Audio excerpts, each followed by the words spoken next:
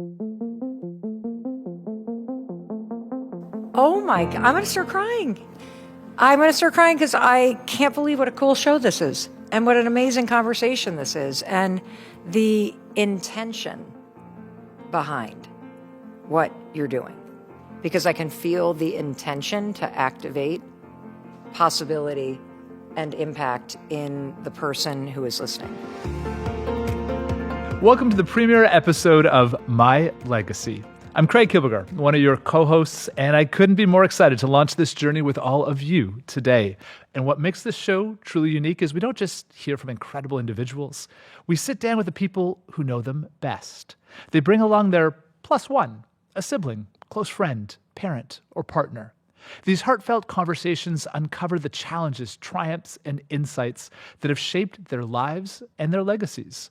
Our guests are opening up in ways they haven't before, sharing stories and perspectives that you won't hear anywhere else. And today, we'll be giving you an exclusive sneak peek into the heart of this podcast, an intimate, behind-the-scenes look at incredible stories, conversations, and legacies we'll be sharing with you. And with that, it's my privilege to introduce one of my co-hosts, someone whose life and work are a continuation of his father's extraordinary legacy, Martin Luther King III. Now, Martin, you become a dear friend, and there's many things I've learned about you over the dozen plus years we've known each other that our listeners may not know. For example, you are the single individual who has spent more intimate time with the icon that we know as Martin Luther King Jr. than anyone else in the world because, of course, he's your father. You know, I love the fact that you served as an elected official, choosing to put your hat in the ring in public service, and then eventually chose to no longer serve in only a domestic role, but to emerge as an international statesman, traveling the world, working on every inhabitable continent, advocating for peace and nonviolence. You were there moving forward democracy in South Africa, in fact, with Mandela when he was inaugurated, the first president of a free South Africa. But the part that I actually love about you the most, that not everyone knows, is because we've traveled so much together now, I have seen in communities across America and around the world how people respond to you, the emotion that you elicit in them. I've seen in Oakland, I remember that one gentleman who walked up to you who was formerly incarcerated and talked about how you gave him hope that he could turn his life towards service. And this, frankly, kind of tough-looking guy who was a little intimidating to those around us burst into tears and give you this giant hug. I have seen young and old women, including some, grandmothers who are like, 5 foot nothing, come up to you, hold your hand, and talk about how they marched with your parents. And I've seen students flock to you for photos and words of wisdom and mentorship and guidance. And I have seen you always be so generous with your time, to always be there loving and kinding and coaching them and supporting them. So I have to say, it is a privilege and pleasure not only to be a co-host with you here today, but just to call you a dear friend. Thank you so much, Craig. It's an honor to be here and to celebrate my father's legacy on this meaningful day. And today I am excited to share stories about my family, but I'm most excited to introduce another of our co-hosts, my lovely, amazing wife, Arndrea Waters King, who, when I think about a twinkle consistently comes to my eye. I always am amazed by what she brings to the table every day, whether it's raising our daughter, Yolanda Renee. I try to help a little bit, but she is the champion. I would love to say that I brought her into the social justice movement, but that would not be true. She worked many years with Dr. C.T. Vivian, who was one of my father's lieutenants, and just a tremendous advocate for peace and justice. Arndrea worked in an organization that he co-founded called the Center for Democratic Renewal. It started off as the Anti-Klan Network.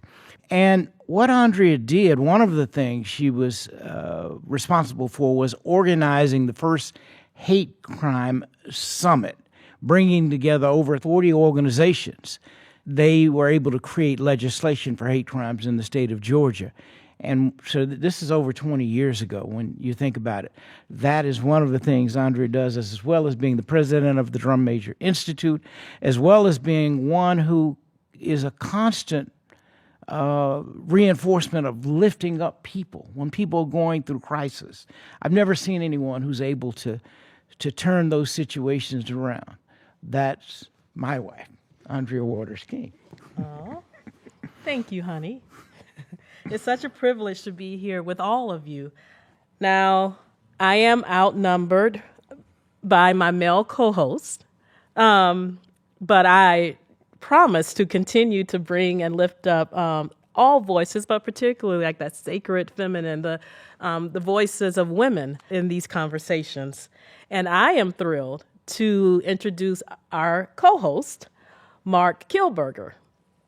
And Marc, first and foremost, is a husband to a wonderful, wonderful woman, a father of two incredible girls, and also he is a tremendous dog lover.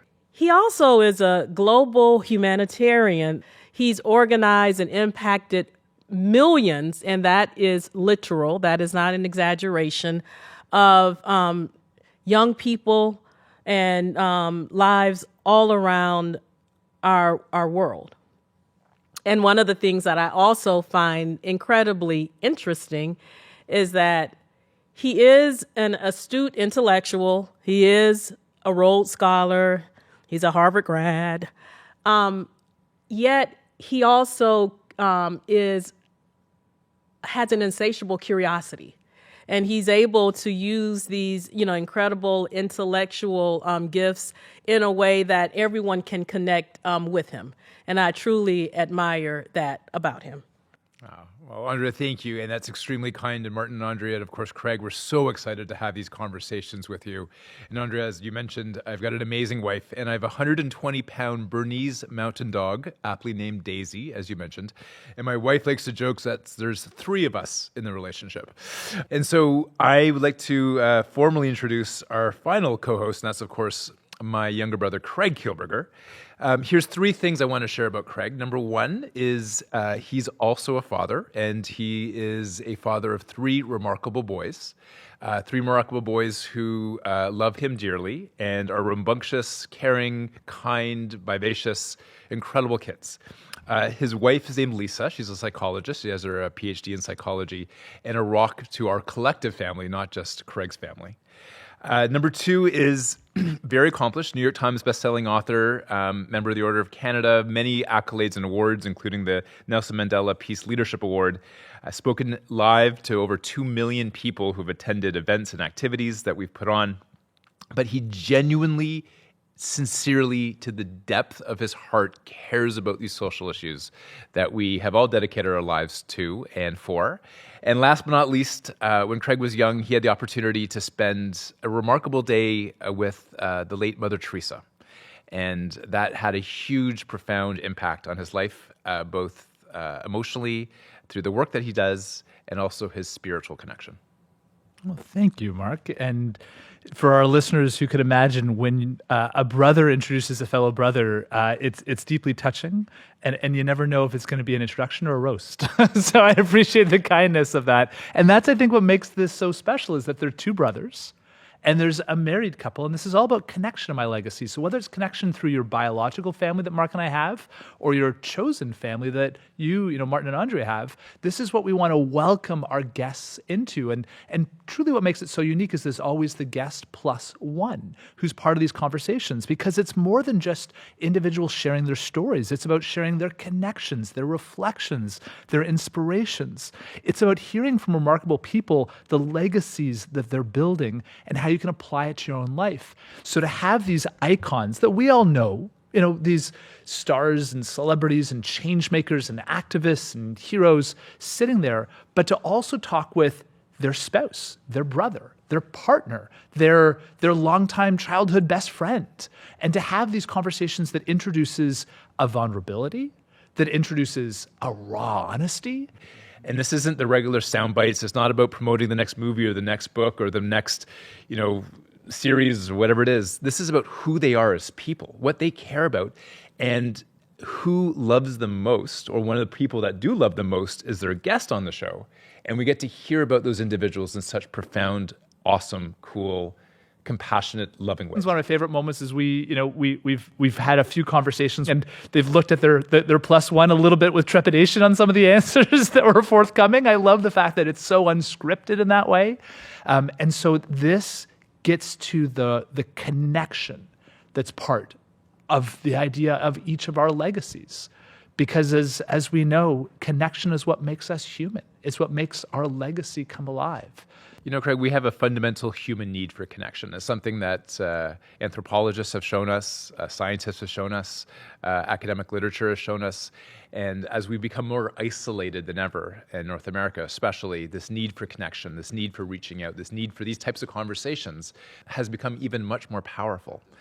And let us not forget that the very last book that Martin Luther King Jr. wrote was Where Do We Go From Here?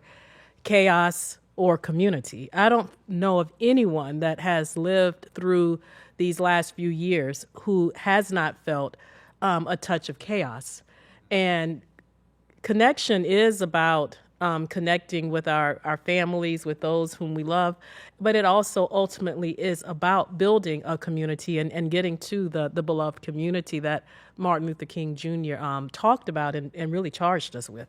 Well, Martin, you've lived this your whole life, and why are you excited to embark upon this journey? Well, I'm excited anytime we can create change. And the fact that I think this podcast has the true potential of changing and transforming lives. Everybody has a story, and it includes everyone and excludes no one. It really is about inclusiveness. If we're going to move this nation and the world forward, it has to be done collectively together. It doesn't mean we'll all move in the same exact direction. But, Dad so much and Mom talked about love and the power of love. And in a time when we are disconnecting more and more, but there's always the opportunity to connect. I talk about how when you're walking on the streets every day, we walk by people every day and don't ever say anything like, hello, good morning, how are you? You never know what that might do for someone who's going through a difficult time because everything is energy. And so the goal is to deposit as much positive energy as possible to elevate. It's elevating. That's what I'm excited about. I love that, by the way. Everything is energy, and the goal is to deposit as much positive energy as possible. What a beautiful call to action. It's so interesting because I think that every guest that has brought someone with them has added such an interesting dimension to who we think that person is or was, and it really talks about our common humanity. And there has not been one conversation that I personally have not felt very inspired by and had takeaways. And as a mother, that's very important. We're putting something out in the world that I am proud of. I think it truly is kind of injecting into humanity with these conversations, like this true challenge of connecting with each other and truly looking about building a true brotherhood and sisterhood and reminding us all that there is so much more that we have in common than that which we think would seek to divide us. Martin, I can't get over it. I want to get your perspective on this. The number of conversations we've had with their incredible laughter and insights and wisdom in a joyous sense, but quite frankly, the number of tearful moments and heartfelt moments, and not just our guests crying, we're all crying at the same time. It's kind of like group therapy, but for the world. What's been some of your favorite moments? I don't know if I want to say a favorite moment. We often know of the glory, but we don't know the story. When you hear the story, you really, truly admire, because everybody doesn't just arrive and they're at the top of their game. It's a process. And what is inspiring about it is it helps you come to the conclusion, that even I, whatever my story may be, no matter how minor or major it might be, I can do the things that I want to and ultimately realize my own dream. So I see that coming out of each and every one of these stories. One thing I love about this podcast is the +1 concept. We had a powerful conversation with David Oyelowo and Nate Parker about resilience, redemption, and the power of friendship. They absolutely blew me away. I never thought two men could be so compassionate and loving towards each other. And there was a heartfelt, incredibly honest and emotional conversation with Mel Robbins and her daughter Sawyer. There's something about seeing mothers and daughters together, and the fact that they open up their lives so intimately with us was really extraordinary. I was inspired by Mel opening up about how she hit rock bottom and how her daughter was there every step of the way and how they partially reconciled by the amazing work that Mel is now doing. And I was the worst parent. I mean, there were times where she would come downstairs, and this I know you do remember, and she would find Chris and I asleep in the living room chair because we had passed out from bourbon, because we were trying to just suppress all the fear because it was just so overwhelming. It was raw, it was honest, it was beautiful.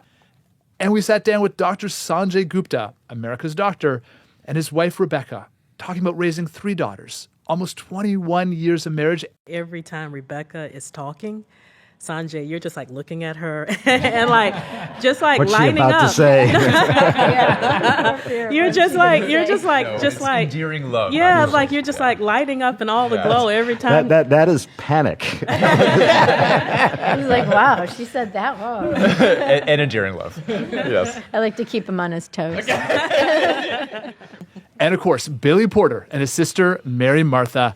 It certainly was really beautiful to see siblings together and just talking about, all the wonderful dynamics and support that they have been to each other.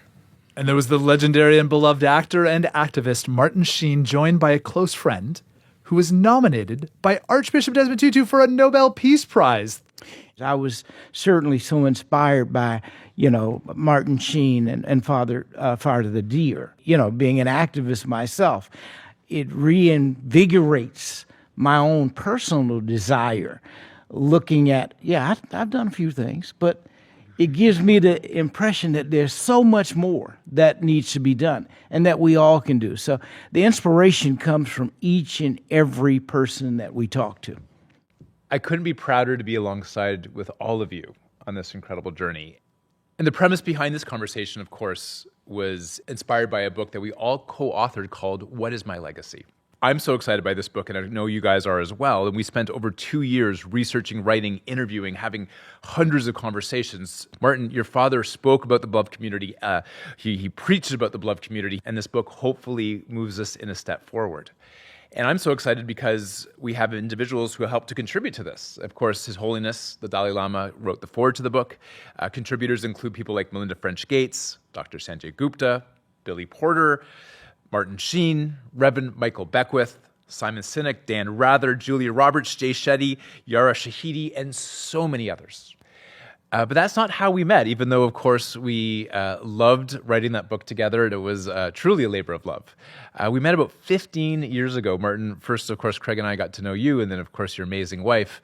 But Arndrea, you want to provide a little bit of context to this incredible relationship that now spans almost a decade and a half. Martin met you first, and, he was, working with you all a lot, traveling quite a bit. Yolanda and I, and Martin would, talk about this incredible work and all of these young people that are so impacted by your work and, stadiums full of people and young people that are on fire for service and change. And so I really believe, representation is so important, and what children are exposed to is so incredibly important. And I really believe that, here she is in kindergarten seeing, all of these young people and meeting people that are, doing incredible things in the world. But not only that, seeing young people up on stage sharing and inspiring, that it gave her a vision that, you don't have to be, as she would call us, old. I don't think I'm old, in order to make a difference in the world and to facilitate change. And so then, fast forward just 3 years after that, when the call came 2 hours before she was, on stage in front of almost 1 million people, she was like, okay, I've seen this before. I've seen like a young person address crowds and share who they are. So I can do this. So well done. That's when we first met.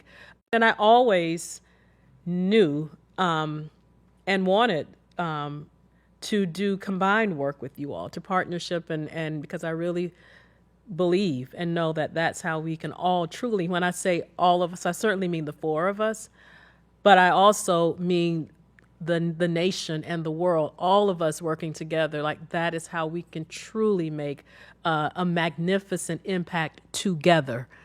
Martin and Arndrea, for those listeners or viewers who haven't had a chance to get to know you as well as we have, could one of you or both of you perhaps tell us a little bit the story or the backstory of how you guys met?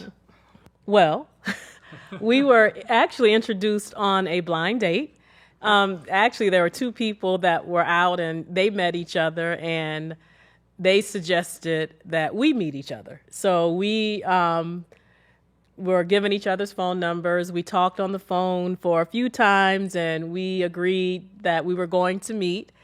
And the day and time that we had set, say it was 1 o'clock. 1 o'clock came and went. Martin wasn't there.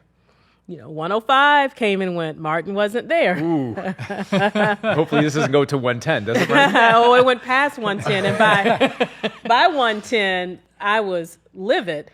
And I was like, well, but I knew that, for some reason, I knew that he would call because we had such great conversations.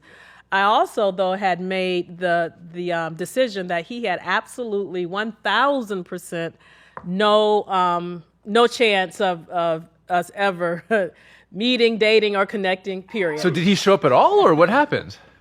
Well, then about 1:15, a friend who had been on some of the calls called and said, I'm so sorry. Martin was called out of town on an emergency, and I was supposed to call earlier, and I'm so sorry, and can you reschedule? I said, sure. So he said, okay, well, he'll pick you up next, Saturday at X amount of time. I said, no, that's okay. We can meet, because by this time I had made the decision that I was going to meet him so I can look him in his eyes, tell him off, tell him this is not how you treat a lady. I felt at this point like this was a mission for all female kind, for whomever, because at this point he had no absolutely chance with me, but I felt the need to make sure that whatever lady comes next, then that he would know how to treat them. Take us to the second meeting then. So the second meeting occurred on a Saturday date, maybe a week later, and we arrived. We is complicated. So I'll just say the person who works with me, who's one of my protectors, one of my dearest friends. You had an advance team? I did. Advance team for a date. Exactly. Wow, Martin, you're just digging here. Yeah. And so we arrived, and he went in. Yes. To survey? Okay. Evaluate? What's the word you're going to use here, Martin? Because you're in big trouble. Let's see. But long and short, You just wanted to make sure she was there. That's right. Right. That's exactly it. Okay. And so then I came in, and we went to a table, and we talked. An hour and a half, and it was great. Awesome. She did not mention one time at that time that Phil didn't call me. So the conversation was, I guess, intriguing. So was it love at first sight? For those, by the way, if I may interject, who are not watching but listen to the podcast, he's holding her hand right now. But she was just so amazing. First of all, she was beautiful then. She's even more beautiful now. Well, when Phil came in, and then... This is the advanced man. The advanced man came in and went back out. Yes. I was like, oh, no, he's really... He's He's like, really in trouble. he's parking the car. Wait, and he went back Did you out. think he was like checking you out? Yes, I did. Oh, okay, just so Yes, everyone yes, just want to make sure we exactly. understand. So then I was like, Okay. oh, yeah, no, this is going to be 5 minutes, and I am out of here. This is, I definitely need to school this man. Yes. And Yeah. You should have brought both him, Martin, and Phil together. You could have schooled them together. Oh, yeah, that was the intention. Okay, wow. They were going to the woodshed. The woodshed. I like it. Oh, yeah. Okay. And interestingly enough, when Martin came in, there was just this immediate, anyone who's ever been in Martin's presence or met Martin, they can attest to just this extraordinary love and light that emanates from him. Yes. Which actually, frankly, I wasn't expecting. And that is what, I guess, disarmed me. And then I very quickly realized that this truly is one of the best men that I had ever met. Wow. So his heart saved him. Wow. Well done. So what do you love most about your amazing wife? There's not one specific thing that I love most. I love the fact that every day she wakes up, and the main thing is, regardless of what we're going through and what's going on in the world, and there are times when we all don't want to do things, she always does the right thing. Not sometimes, always. What do you love most about Martin? His heart. His heart. He truly leads and lives in the world with his heart. And I remember once the comedian Dick Gregory, when he was introducing Martin, talked about how he said, this man walks in love. And that is Martin. And it's that way on stage, off stage, at home. That and also his humor. He's extremely funny. So I'm sure many of our viewers and listeners would love to know the fact that you have such wisdom as a couple, but you also, of course, have the only grandchild of Dr. King and Coretta Scott King. So much of the King's legacy, of course, will be continuously passed down to her. What's that like? What's that dynamic like, being a father and a mother, but also having to nurture and love and cherish a child that has, candidly, a lot of expectations likely on her shoulders? For me, I think from the time that Yolanda was born, almost until now, one of the things that I have continually said to her is that being the grandchild of Martin Luther King Jr. and Coretta Scott King is something unique, but it's not what makes you important. But what does make you important is who you are as a child of God. And also to remember that that is the same thing that makes every person that you come in contact with important. And I think it's a good combination because in some ways there are certain things that about Yolanda and her upbringing and who she is that Martin can understand in a very unique way, being born into the legacy. And I think that there's a commonality that they have, it's different than marrying into the legacy. And I think my greatest gift to her is the gift of normalcy because I wasn't raised or born into that. So, and I think to also to have that balance and that gift is something that I'm intentional in trying to instill in her that groundedness and the normalcy of life. We know your father, of course, as this incredible icon of civil rights, but to you, he was dad. Can you share with us some of the moments when he came back off being on the road and what it was like to spend time with him? When I was a very young child, probably 7, 8, 9 years old, almost every week my father would travel somewhere. And I could see him walking up the stairs of our home. It was almost like he barely could make it up the stairs. But he understood, in retrospect, that while I have a small quantity of time, I want to create the best quality experience for my children. So we were so excited because Dad was coming home. And as I looked out and saw him carrying the weight of the world, when he saw us, that energy shifted dramatically to like a surge. And it was like, Daddy's home. And he would, smile, big smile would come over his face. And he devoted all his time towards satisfying us at that moment. Of course, you're the parents, the only grandchild of Dr. King and Coretta Scott King. How do you help her connect with him and his work? The blessing is that there are many speeches of her grandfather and interviews, and certainly there are many stories that she hears directly from Martin. But it's interesting because I think when it really dawned on me how much she really sought and in a real sense miss the human connection with him is that, we go quite often to the memorial in D.C.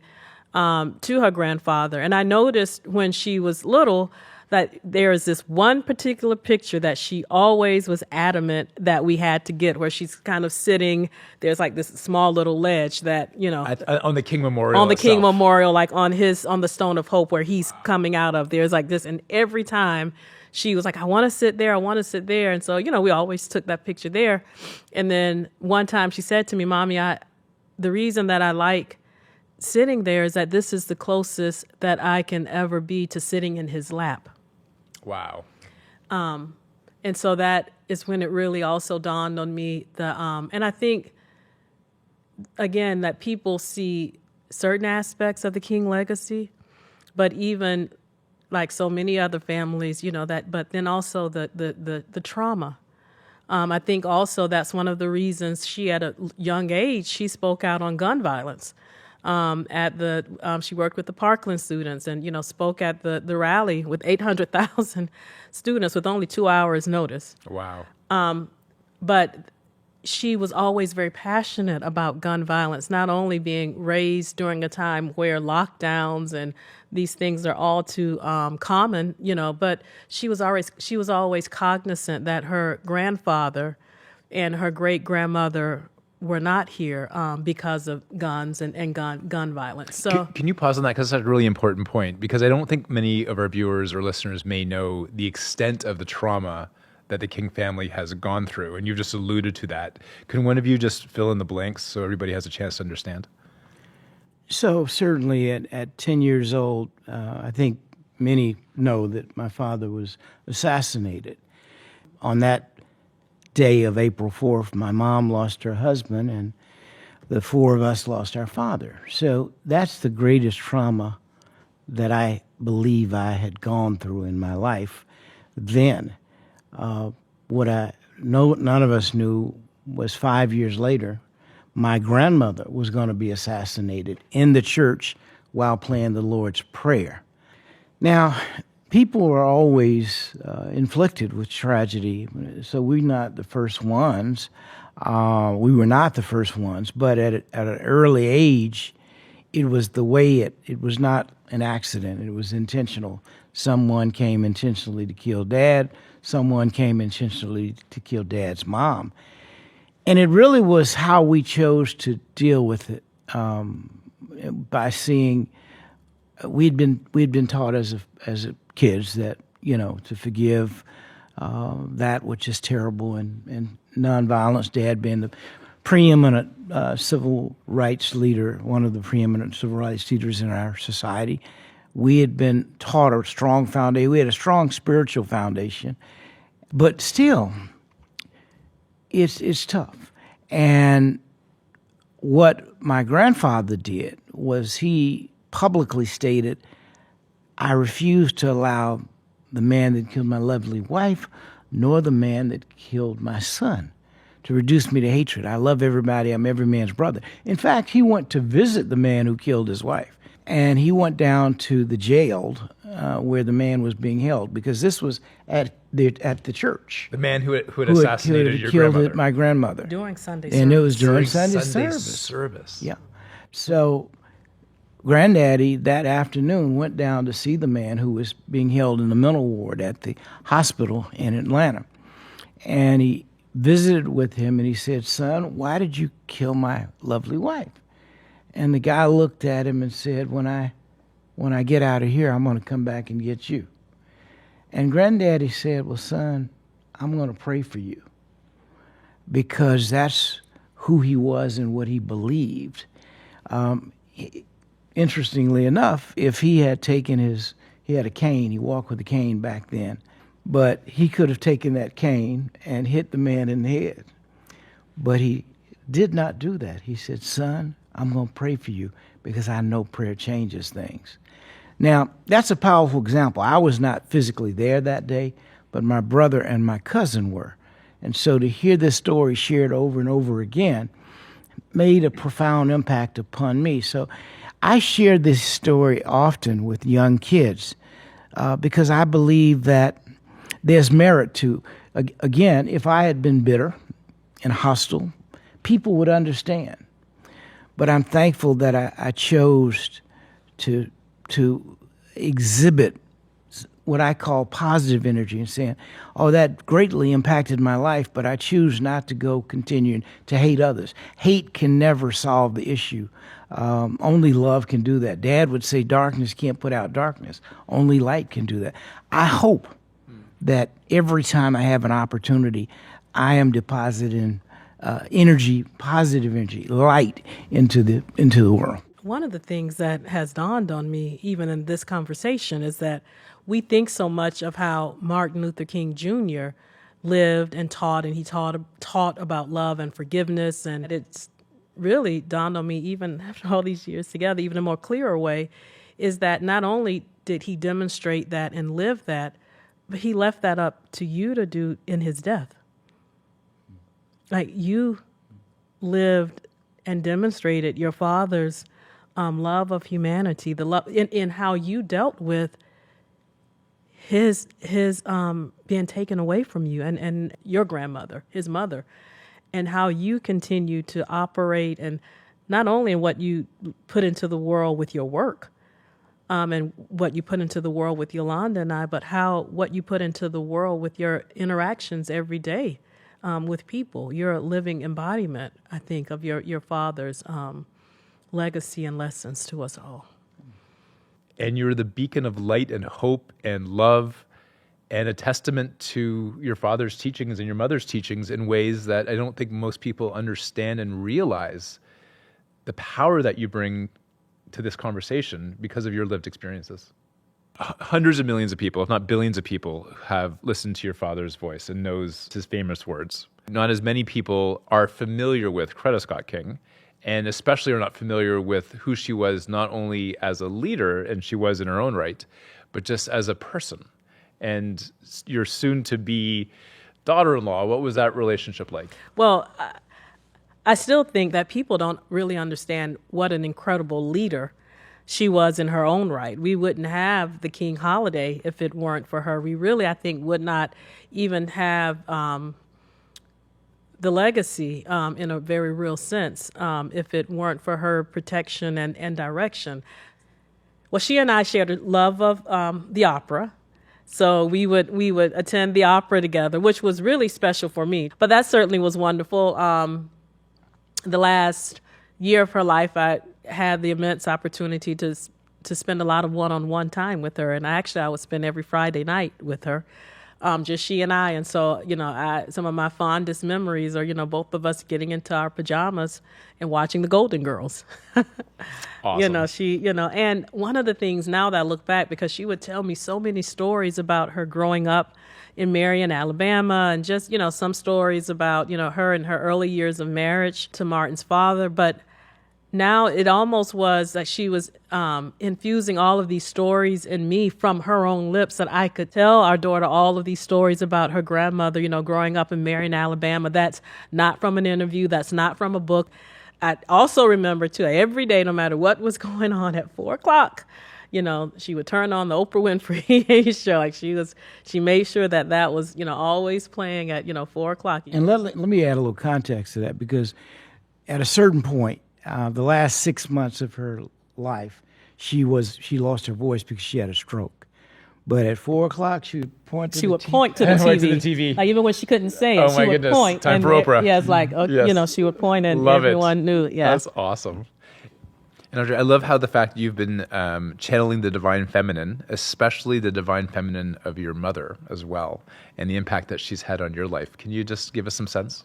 My mother, who transitioned about 5 years ago, her name is Gladys Waters, and even every time I talk about her, I see Martin already. Martin is tearing up, because she was a tremendous force of nature, but most importantly, a tremendous force of love.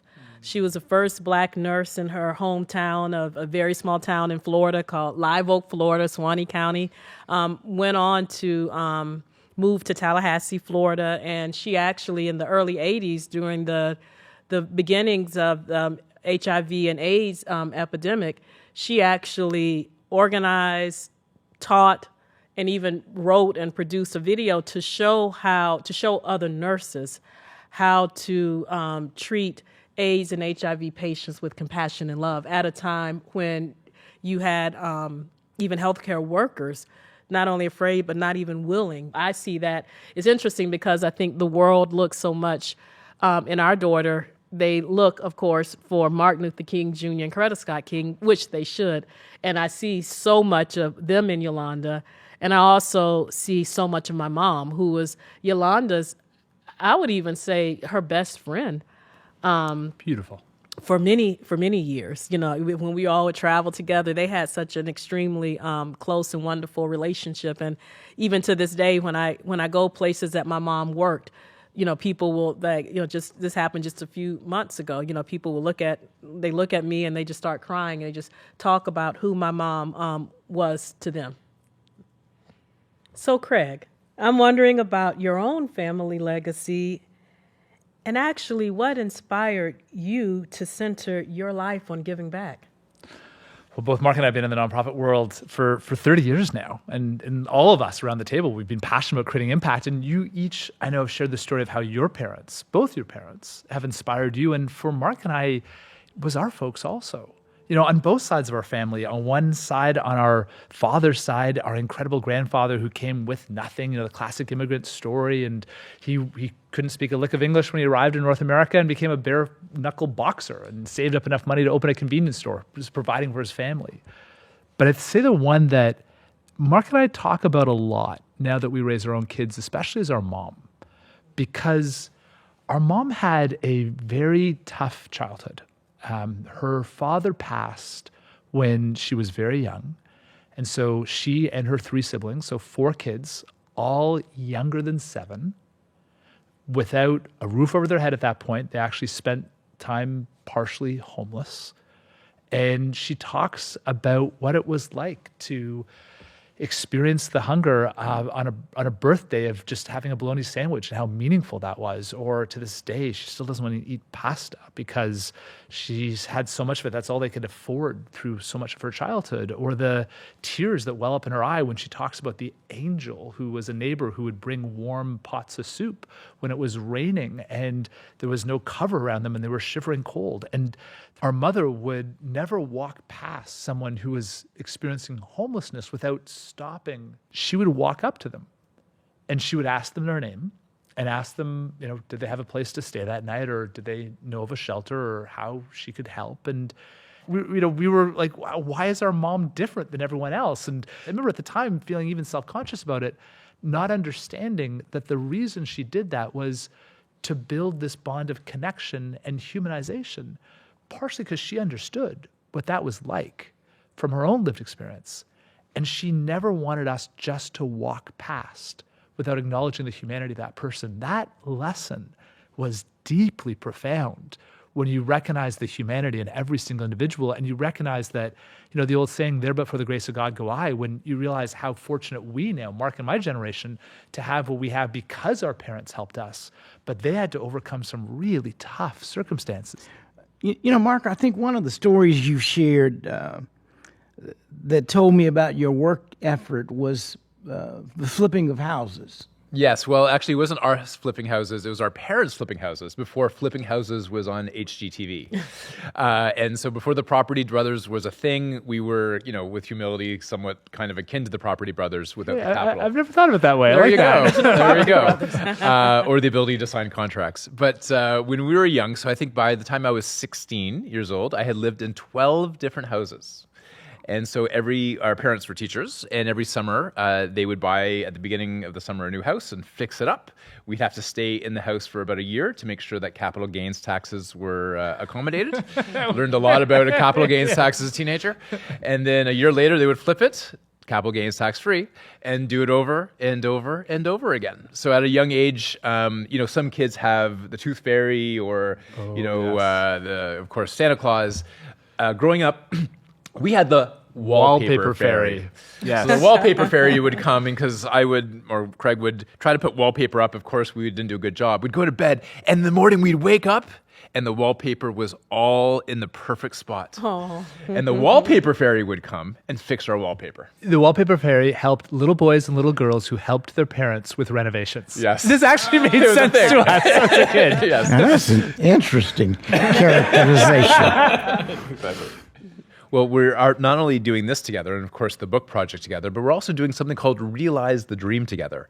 And for those who are listening and watching, you can get a sense of the power of this. Of course, it's your dad's 100th anniversary of his birth coming up in a handful of years.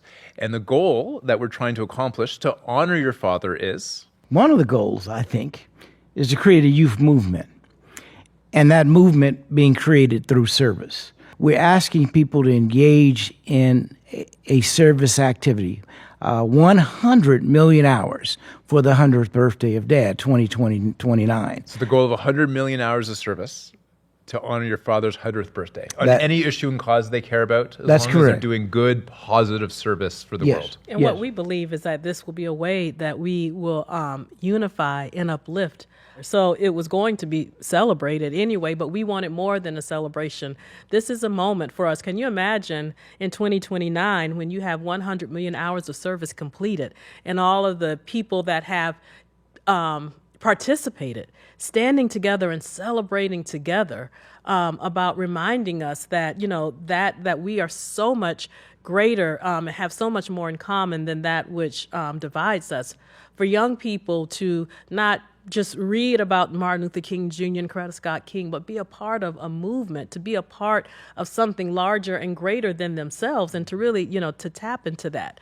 And so that really is, as Yolanda reminds us, is 100 for 100. 100 for 100. Well, I love that. And I love the opportunity to be able to honor your father's legacy. And you look at what's happening in the world today. One of the recent words that was put in the Webster Dictionary is that of permacrisis. We live in a constant state of crisis. And it could be the environmental crisis or a mental health crisis or economic crisis or political crises. And we're just constantly dealing with crisis after crisis after crisis after crisis. And that crisis creates disconnection. That crisis creates unhappiness. That crisis creates a lack of understanding. And so for us to be able to lean in and bring back questions of hope, bring back stories of inspiration, bring back the fact that there are amazing people out there who deeply care, who are doing great things, and to bring back that ideology that candidly only the King family can bring about what we can do together that unifies us. We are hopeful and we're grateful that our listeners will also be challenged and motivated. Every year there's a word of the year, but this year that word is polarization. That says a lot about who we are as a society. We're polarized not only from ourselves, we're polarized from our faith, we're polarized from within families, we're polarized with each other.